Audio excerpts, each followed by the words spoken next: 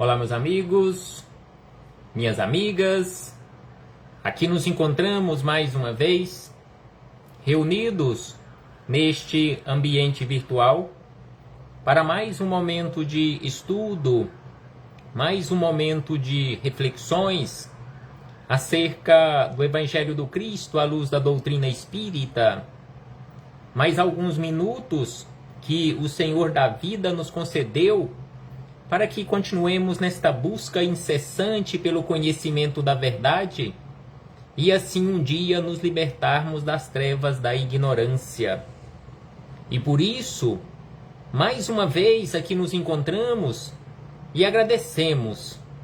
E é preciso que agradeçamos a Deus, em especial e acima de tudo, pela graça da vida. Agradeçamos a Deus por mais esta oportunidade no corpo físico. Mais uma oportunidade que o Senhor da vida, Senhor misericordioso, infinitamente bondoso, justo, nos concedeu. Gratidão a Ele. Gratidão por aqui nos encontrarmos matriculados nesta escola bendita que é o planeta Terra, porque aqui nós nos encontramos realizando o nosso processo educativo. Conforme nós sabemos hoje, Jesus não veio à Terra para nos salvar. Jesus veio à Terra para nos oferecer e nos ofereceu, deixando para todos nós estes ensinamentos maravilhosos para que nos salvemos a nós mesmos. É nossa responsabilidade realizarmos esta tarefa.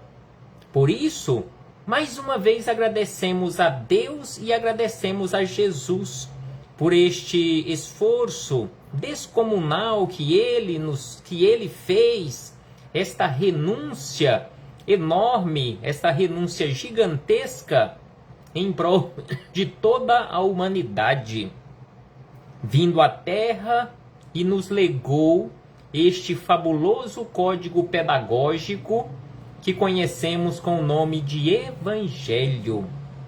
Gratidão a Jesus, gratidão aos espíritos amigos pelo amparo, pela proteção, pela assistência que sempre tem nos dado ao longo da nossa trajetória. A todos vocês, irmãos e irmãs de jornada, sejam todos bem-vindos, sejam todas bem-vindas mais uma vez. Abraço fraternal a todos e a todas, em nome do Cristo nosso Senhor. Então hoje aqui nos encontramos para mais um estudo sistematizado da doutrina espírita, mais uma questão de O Livro dos Espíritos, mais alguns minutos com Kardec, mais alguns minutos com Jesus. E é exatamente para isto e por isto que aqui nos encontramos, para estudarmos mais uma questão de O Livro dos Espíritos. Estamos estudando o livro 2º, capítulo de número 7, o item que trata acerca da influência do organismo. E hoje estudaremos a última questão acerca deste assunto, que é a questão de número 370. E que se desdobra em 370, letra A. Então, acerca deste assunto, a influência do organismo em relação ao espírito, Kardec formulou o seguinte questionamento: pode-se deduzir da influência dos órgãos uma relação entre o desenvolvimento dos órgãos cerebrais e o desenvolvimento das faculdades morais e intelectuais? Será que é assim que a coisa funciona, ou é assim que as faculdades morais e intelectuais vão se desenvolvendo à medida que os órgãos cerebrais se desenvolvem? Então é isto que Kardec questionou aos espíritos superiores. Ao que eles responderam a Kardec e a todos nós: não confundais o efeito com a causa. seja, não são as faculdades morais e intelectuais que dependem do desenvolvimento dos órgãos. Não é o espírito que depende do desenvolvimento dos órgãos. Então é por isto que eles começam a resposta chamando a atenção. Não confundais o efeito com a causa. O espírito tem sempre as faculdades que lhe são próprias. Ora, não são os órgãos que dão as faculdades, mas as faculdades que conduzem ao desenvolvimento dos órgãos. Exatamente por isto que eles iniciam a resposta pedindo para que não confundamos o efeito com a causa.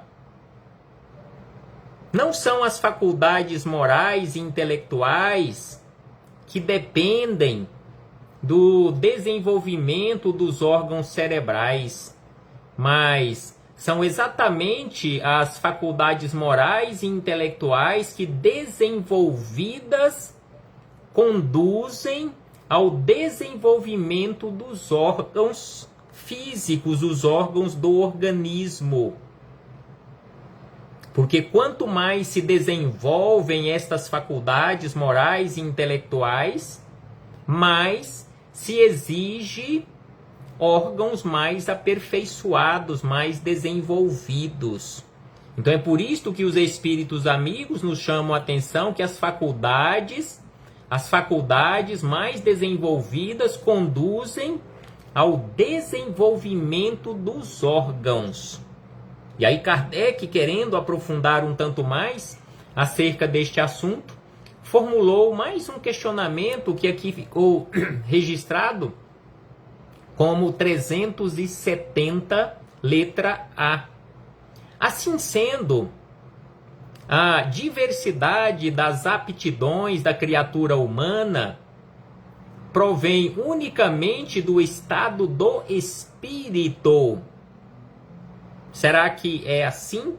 As aptidões da criatura humana provêm unicamente do estado de desenvolvimento do espírito? E aí eles responderam: unicamente não é toda a exatidão do fato. As qualidades do espírito, que pode ser mais ou menos avançado, são o princípio, mas é preciso ter em conta a influência da matéria que entrava mais ou menos o exercício dessas faculdades. Então aqui os espíritos amigos, respondendo a Kardec e a todos nós, nos chamam a atenção que a matéria, esta matéria ainda densa que usamos, que é este corpo físico, os órgãos que compõem este corpo físico, ainda é uma barreira, ainda é um entrave, mais ou menos, para o exercício das faculdades do espírito. E aí os espíritos superiores, juntamente com Kardec, acrescentaram mais algumas informações para todos nós, após essas duas respostas apresentadas aos dois questionamentos. E aí eles dizem que o espírito, se encarnando, traz certas predisposições, admitindo-se para cada uma um órgão correspondente no cérebro. O desenvolvimento desses órgãos será um efeito e não uma causa. Ou seja, a necessidade do espírito, o desenvolvimento das faculdades morais e intelectuais levarão ao desenvolvimento dos órgãos. Se as faculdades se originassem nesses órgãos, a criatura humana seria uma máquina, sem livre arbítrio e sem responsabilidade dos seus atos. Ou seja, se o nosso pensar, a sede do nosso pensar, estivesse no instrumento físico, no cérebro físico, nós seríamos simplesmente uma máquina. Seria preciso admitir que os maiores gênios, sábios, poetas, artistas, não são gênios senão porque o acaso lhes deu órgãos especiais, do que se seguiria que, sem esses órgãos, não poderiam ser gênios, e que o último imbecil poderia ser um Newton, ou Virgílio, ou Rafael, se estivesse provido de certos órgãos. Ou seja, não são os órgãos.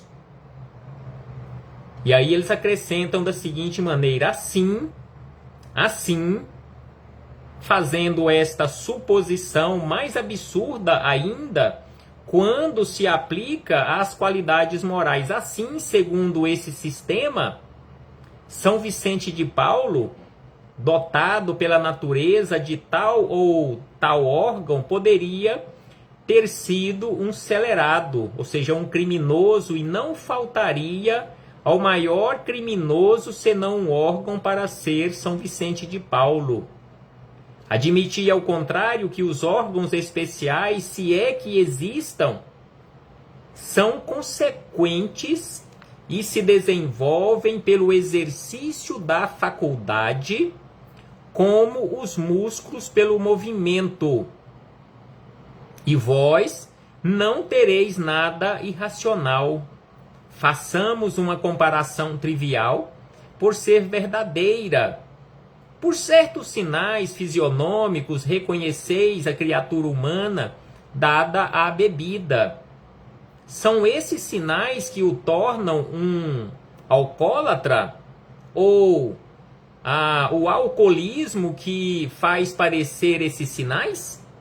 Então aqui eles fazem uma comparação bastante simples, como eles dizem, trivial, mas que é muito fácil de entender.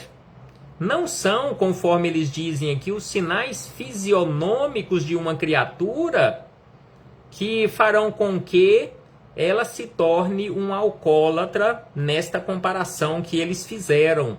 Então é por isso que eles chamam a atenção que não são por estes sinais fisionômicos que nós reconhecemos, por exemplo, um alcoólatra, que uma pessoa com estes sinais obrigatoriamente seria um alcoólatra. Então aqui eles dizem, são estes sinais que o tornam um alcoólatra, ou o alcoolismo que faz aparecer esses sinais? Ou seja, é o alcoolismo que faz parecer estes sinais, não o contrário, não são os sinais que a pessoa apresenta ou que ela venha a apresentar que fará com que ela se torne um alcoólatra. E aí eles encerram dizendo, pode-se dizer que os órgãos recebem o cunho das faculdades.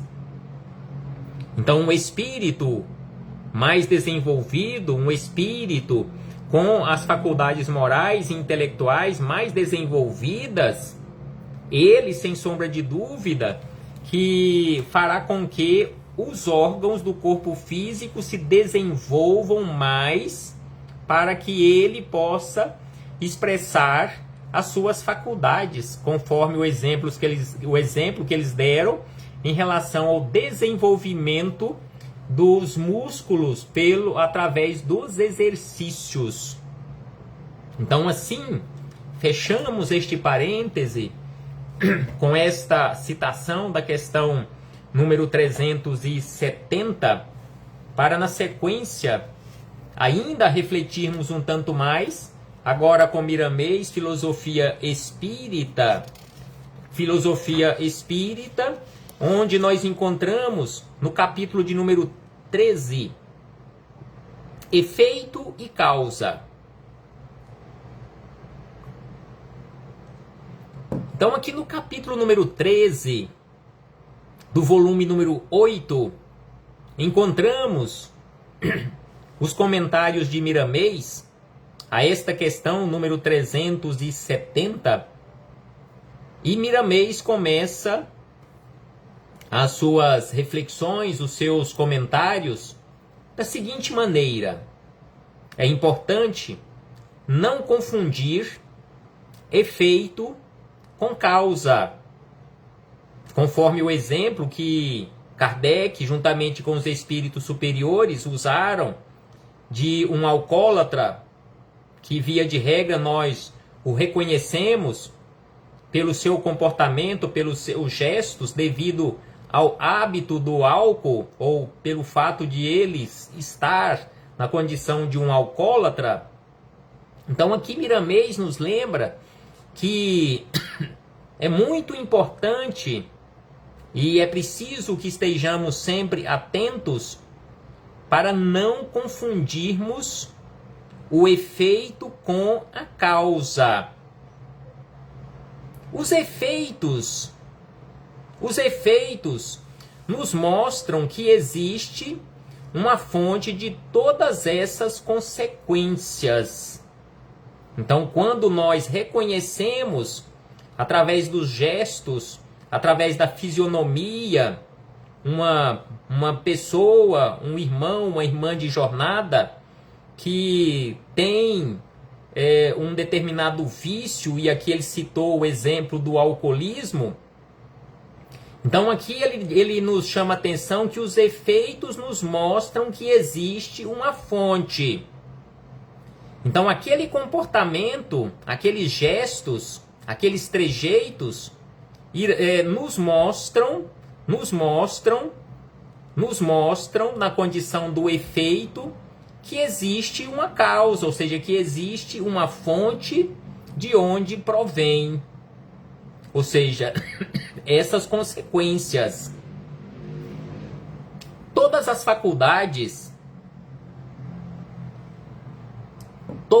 faculdades da alma dimanam dela mesma, ou dela mesmo, e quando encarnada, ela se serve dos órgãos para se mostrar ao mundo tal qual ela é, na soma de suas qualidades espirituais. Então as faculdades da alma provêm dela mesma e não dos órgãos. Ela usa os órgãos para externalizar as suas faculdades. Os efeitos, diz Kardec, os efeitos são anúncios de que existe uma causa. Os efeitos são anúncios de que existe uma causa. Os órgãos materiais, como instrumentos do espírito, estando danificados, estes encontram dificuldades para expressar seus sentimentos e dar sua mensagem falada e por vezes escrita aos seus irmãos em caminho. É por isso que, conforme estudamos em encontros anteriores, o espírito precisa aguardar o desenvolvimento dos órgãos para que ele tenha condições de se expressar seus sentimentos, porque se os órgãos não estiverem desenvolvidos, ou se os órgãos apresentarem algum defeito, alguma deformidade, não será possível ele transmitir a sua mensagem, não é possível ele fazer-se ouvido, seja através da fala, seja através da escrita. E ainda mais, diz Miramês, existe a comunicação entre os dois mundos desde quando a criatura humana é criatura humana. E a matéria fica no meio das duas inteligências, em se servindo de ampliadora e às vezes condensadora. Um reduz o outro amplia suas vibrações para que exista a sintonia de entendimento. Eis aí a mediunidade. Então aqui Miramês também nos lembra acerca da mediunidade, ou seja, isto que está no meio, ou que faz esta ligação entre mundo material e mundo espiritual, que faz essa ponte entre, simbolicamente falando, entre esses dois mundos. Se podemos dizer, a matéria é oprimida para que aconteça sua purificação. Então a matéria, conforme o termo que utiliza Miramês, ela é oprimida ou ela é forçada para que aconteça a sua purificação. O espírito intelectualiza, aí ele colocou entre aspas, intelectualiza a matéria e ela avança com o progresso para fins que as próprias criaturas humanas desconhecem, embora alguns ou algumas já tenham ideia do que poderá ser a matéria viajando nos milênios incontáveis. Então aqui, Miramês nos lembra acerca desta purificação da matéria, porque conforme já comentamos, conforme já sabemos um pouco acerca deste assunto, quanto mais desenvolvido o espírito, quanto mais ele tiver já acumulado ou acumuladas as faculdades morais e intelectuais, mais ele irá forçar, conforme Miramês aqui usa, ele vai oprimir a matéria a se purificar para que se torne um instrumento melhor para o espírito utilizar para expressar ou externalizar as faculdades morais e intelectuais jamais desenvolvidas. E aí ele segue dizendo da seguinte maneira: pelo que sabemos,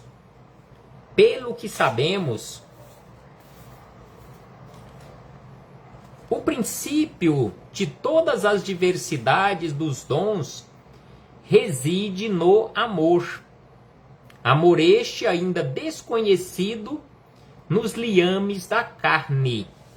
Então aqui Miramês nos lembra que o princípio de todas as diversidades dos dons reside no amor. E não poderia ser diferente, porque conforme os espíritos amigos nos esclarecem, tudo que Deus fez e continua fazendo, Ele fez e continua fazendo por amor. Então a fonte de tudo é o amor. Um exemplo dessa fonte pura se encontra em Jesus Cristo, onde o amor era um celeiro de luz, de modo a tudo fazer com uma simples vontade sua. Paulo, o apóstolo, chegou a compreender esse amor de Jesus e escreveu alguma coisa sobre ele nos seus sagrados pergaminhos. Os cristãos da atualidade conhecem um pouco desse amor, mas na feição da teoria. Esse estado d'alma somente é conquistado ou despertado no transcorrer de bilhões de anos. Então aqui Miramês fala de bilhões de anos para que tenhamos condições e venhamos realmente despertar este amor verdadeiro. Bilhões de anos no exercício do bem sem interrupção.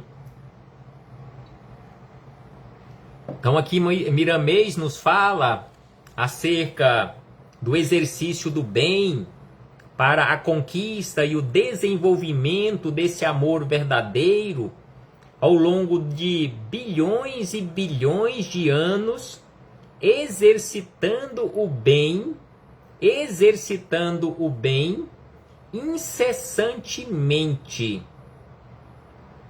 Ou seja, sem nenhuma interrupção. Sendo assim, acrescenta Miramês, a alma somente cresce no amor. Ele, por enquanto, se encontra dividido no mundo para que as criaturas humanas possam suportar essa verdade mais profunda. As faculdades do espírito independem dos órgãos. A faculdade dos espíritos ou do espírito independem dos órgãos. O espírito precisa dos órgãos para manifestar ou externalizar as suas faculdades. Mas o desenvolvimento dessas faculdades independem dos órgãos físicos. A alma precisa dos órgãos para realizar as comunicações na faixa material. Então, o espírito altamente intelectualizado que veio à Terra para o desenvolvimento de um determinado segmento da ciência, ele precisa estar ligado a um instrumento mais desenvolvido, mais aperfeiçoado, o termo que os espíritos amigos utilizam, uma matéria mais intelectualizada, uma matéria mais em condições, ou em condições de o espírito externalizar a sua capacidade intelectiva, trazer e materializar aqui na Terra grandes inventos. Então aqui Miramês nos chama a atenção que a alma precisa dos órgãos desenvolvidos para realizar as comunicações na faixa da matéria, e essas comunicações podem ser cerceadas pela decadência dos órgãos em questão. Então, se não tem órgãos desenvolvidos, preparados, ou se esses órgãos entram em decadência, o espírito não terá condições de se manifestar. O espírito encarnado, quando em duras provas, tem os seus órgãos dificultando que ele se expresse, que são interrompidas no sentido de os sentimentos se educarem para novas tarefas no futuro. Nunca da matéria nascerão as faculdades inteligentes. Então aqui Miramês nos lembra, mais uma vez, que jamais da matéria nascerão as faculdades inteligentes, porque as faculdades independem da matéria. Não confundamos o efeito com a causa. Conforme lembram os espíritos superiores, a causa de todas elas se encontram na alma. Na matéria nós encontramos o efeito, mas a causa, a fonte, está na alma, que é a semente divina revestida de variados corpos, como se dá na própria natureza. E ainda Miramês acrescenta: pode-se dizer que o universo é o corpo de Deus tornando-se visível para os habitantes dos vários mundos. Estes, como os espíritos, são instrumentos da vontade de Deus em todas as direções da vida. Para confirmar a existência desse Pai de amor, basta verificarmos entre as coisas com que lidamos o que foi criado pelas criaturas humanas. Quem as criou? Questiona Miramês. A mecânica do universo e a harmonia da criação parte de uma causa divina, na sublime expressão do amor. E aí Miramês encerra, e lembremos-nos da palavra de João, o evangelista. Deus é amor. Então assim Miramês encerra estas reflexões, estes esclarecimentos acerca deste assunto, nos lembrando e relembrando, para que não confundamos o efeito com a causa, que neste momento quem está se expressando não é um corpo físico, mas sim um espírito que está provisoriamente utilizando este corpo físico. Ou seja, a fonte de tudo isto é o espírito, ou está no espírito que está utilizando estes instrumentos para se expressar, para fazer-se ouvido. Reflitamos acerca disto, meus irmãos e irmãs, e não nos esqueçamos, conforme aqui por último lembra Miramês, das palavras de João o evangelista. Deus é amor, a fonte de tudo, o amor, que é o próprio Deus. Até breve, em nome do Cristo nosso Senhor. E em breve voltaremos a nos reencontrar aqui mesmo neste ambiente virtual, para seguirmos adiante, estudando Kardec, estudando o Evangelho do Cristo à luz da doutrina espírita, e iniciando um assunto novo. Neste capítulo número 7, ainda no capítulo número 7, iniciaremos um estudo acerca de idiotismo e loucura. De onde provém? Tem fundamento a opinião segundo a qual os cretinos e os idiotas têm uma alma de natureza inferior? Será que os cretinos, os idiotas, têm uma alma de natureza inferior? De onde provém ou que causa o idiotismo e a loucura? Então é acerca deste assunto que estudaremos, iniciaremos estudos no nosso próximo encontro, na questão número 371, e que este assunto vai até a questão 378. Então serão 8 questões estudando acerca do idiotismo e loucura. Abraço fraternal mais uma vez, e que o Senhor Jesus nos envolve e nos ampare, hoje, agora e por toda a eternidade.